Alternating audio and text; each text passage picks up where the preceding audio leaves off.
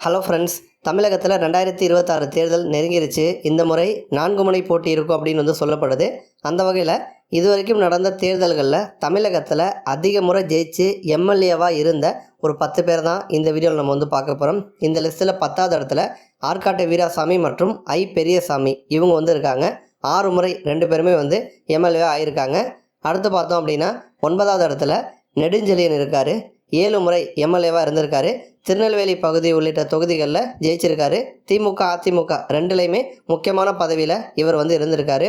அடுத்து பார்த்தோம்னா 8வது இடத்துல பண்ருட்டி ராமச்சந்திரன், இவரும் 7 முறை எம்எல்ஏவாக இருந்திருக்காரு. பண்ருட்டி தொகுதியை மையமாக வச்சு பல கட்சிகளில் இருந்து இவர் ஜெயிச்சிருக்காரு. அமைச்சராகவும் இவர் இருந்திருக்காரு.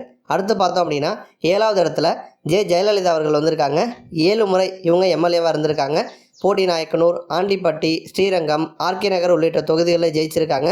பெண் வாக்காளர்களை அதிகமாக வச்சிருந்த முக்கியமான ஒரு போல்டு விமனாக அறியப்பட்டவங்க தான் ஜெயலலிதா.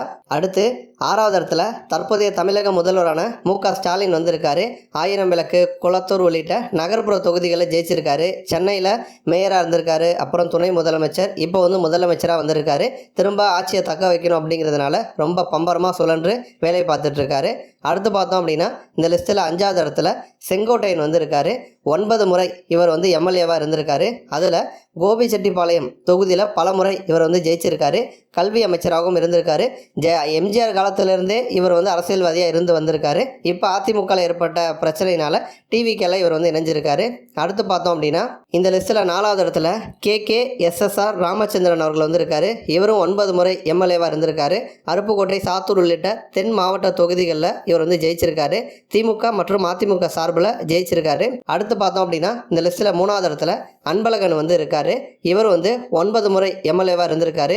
எழும்பூர், தியாகராய நகர், ஹார்பர் உள்ளிட்ட நகர்ப்புற தொகுதிகளில் பல முறை ஜெயிச்சிருக்காரு. நீண்ட காலம் திமுகவில் பொதுச் செயலாளராகவும் நிதியமைச்சராகவும் இவர் இருந்திருக்காரு. அடுத்து பார்த்தோன்னா இந்த லிஸ்ட்டில் 2வது இடத்துல துரைமுருகன் அவர்கள் வந்திருக்காரு. 10 முறை இவர் எம்எல்ஏவாக இருந்திருக்காரு.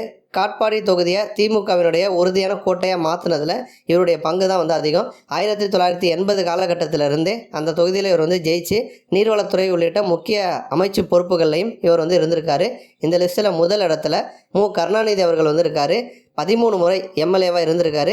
1957 குளித்தலை தொகுதியில் முதன்முறையாக சட்டமன்றத்துக்கு தேர்ந்தெடுக்கப்பட்டார். அதுக்கப்புறம் தஞ்சாவூர், சைதாப்பேட்டை, அண்ணா நகர், சேப்பாக்கம், துறைமுகம், திருவாரூர் இந்த மாதிரி பல தொகுதிகளில் ஜெயிச்சிருக்காரு. 5 முறை முதலமைச்சராக இருந்திருக்காரு. 2016 வரைக்குமே அரசியலில் ரொம்ப ஆக்டிவாக இருந்தவர். நன்றி.